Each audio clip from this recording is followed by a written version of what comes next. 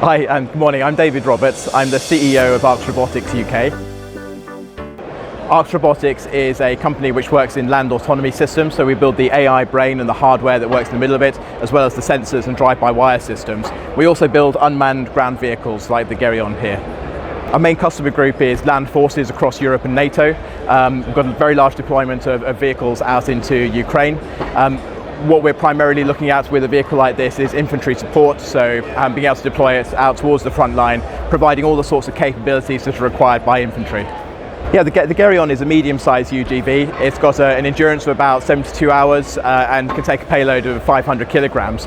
The idea is that it's extremely modular, so you can take one payload off and put another one on very easily, and it can be very easily repaired out in the field.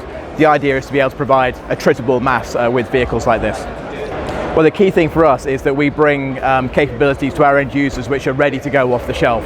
And the Khronos system is one which is versatile and it's well proven in the hands of end users. So for us, it was a very logical integration to bring on board the Gereon. Well, when you're looking forward towards the front line, there are areas where you want to try to remove the soldier. So being able to put a robot forward and keep your soldier somewhere back where they're protected is key in today's battlefield. Now clearly the Gereon can go out and do missions on the ground, ISR, combat, but what it can't do is get an eye in the clouds to be able to see what's going on around it.